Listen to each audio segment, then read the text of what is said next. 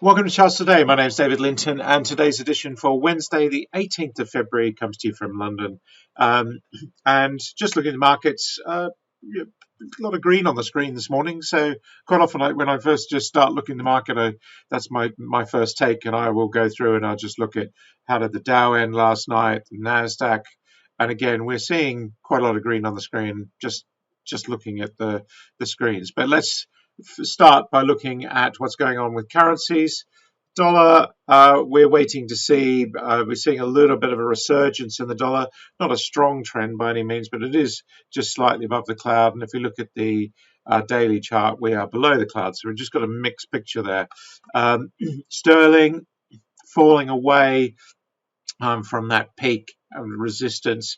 And if we look at the short-term chart, we can see here we had a big move yesterday on those unemployment numbers in the UK, and we've had inflation out this morning at expectations of 3%, down from 3.4%. So we are seeing not much movement because that's in line with expectations. If inflation had been lower, then we would see a fall away in this chart. But we are bearish below the cloud.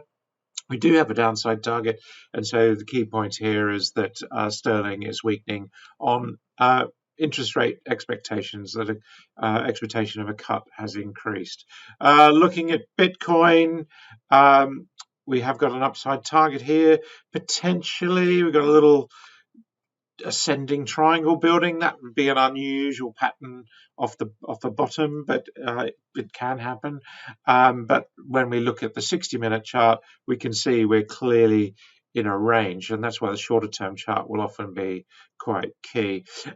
Taking a look at the Nasdaq, we still have this downside target that's not yet activated, but it is still failing to make a new high since October.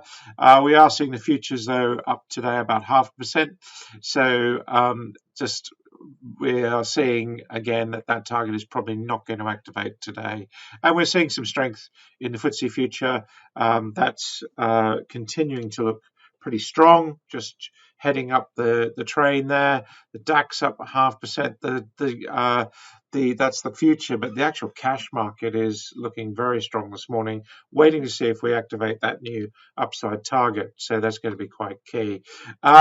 We've seen Japan up 1.2%, so strength there continues. That target has been met.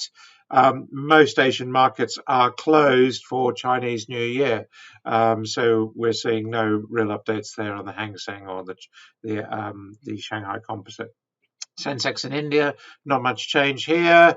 We are in a range at the moment, and the Aussie market, where if you have resource stocks, you'll be watching this quite closely. Hit resistance there in October, but is looking a little bit more stronger than the Nasdaq. Crude oil is up this morning slightly. US nat gas down slightly. This is the 1 minute targets. Carbon falling away, and I put out my morning call report on energy to clients earlier today, but we can see these 1 minute targets, and then 10-minute targets, the 60-minute targets, and the daily targets. So for charts today, I just cover the daily and the 60-minute, and occasionally we will look at the weekly, which is the longer term picture, and you can see here that the weekly position for the Aussie market is looking pretty strong. The daily is the medium term. That's all marked at the top of the charts: medium term, long term, and short term. So it just helps you remember what time horizon you're in. And then if we look at gold, really interesting when we look at the gold chart, the medium term, are we making a lower high, lower low? We go to the weekly chart, of course, that's still bullish. That shows the weekly spikes, just to remove some of the noise. But what you really have to do is go down to the 60-minute chart, and here we see how this 5100 level, we can put that on, is really what's limited our ability to break higher.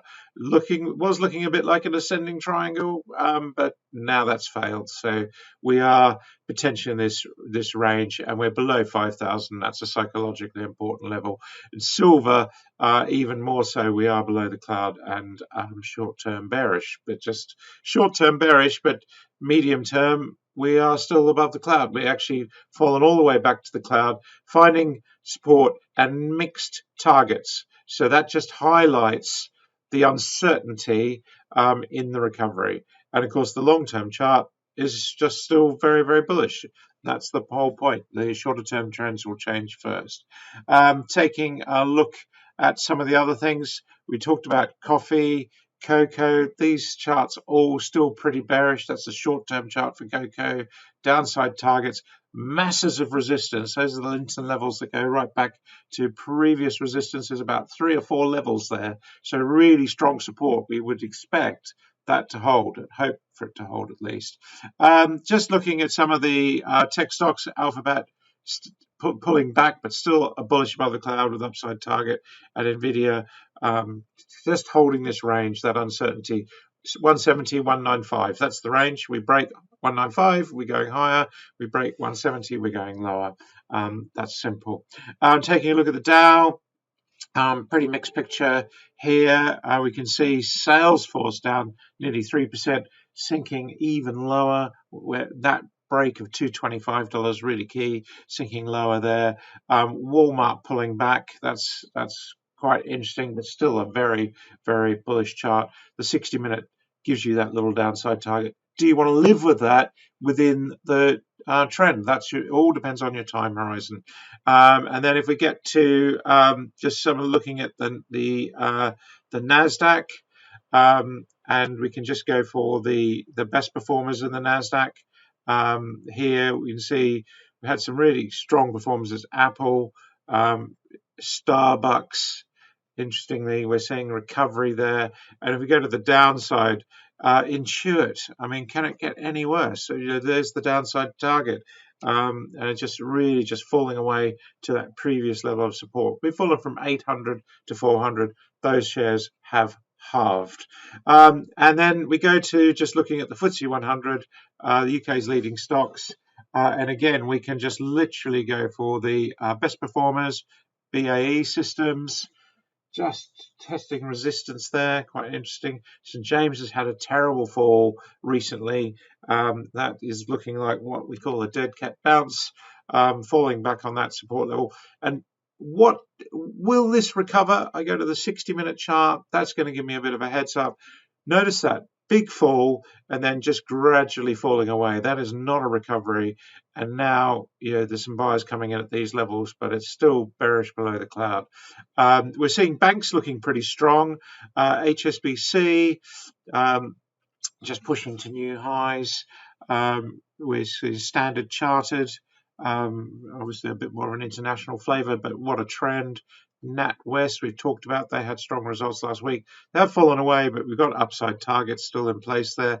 Lloyd's, so you just notice that the banks are strong in that list. And then if we go, and then even Barclays, we see them up 2%. So that strength just continues. That's what's these sort of stocks more defensive, driving the market. On the other side of the coin, we've got some fallers here in the FTSE. Diageo, that might be a recovery, but it's mixed. And you could go to the 60-minute chart again, and you can see that's mixed. We've got Marks and Sparks, a very mixed picture there on the daily, so not clearly trending. London Stock Exchange Group, we've talked about, they have effectively been grouped in the software group. The data feed that I'm using is from LSEG, and they bought effectively what was the Reuters terminal business, and that's why they're effectively considered a software business, and we're seeing a fall away there. Retail, really generally not great. Burberry, just really in a sideways market here, but downside pressure. That 1060 level would not be good to break either. And Relx, what a sad story that's been. Looking at the chart there, again, you're looking at the 60-minute, that's where you go for any signs of recovery. And you can see there 2,300 is a real limit, and 1991. That's it for today. Until tomorrow, happy charting. Bye for now.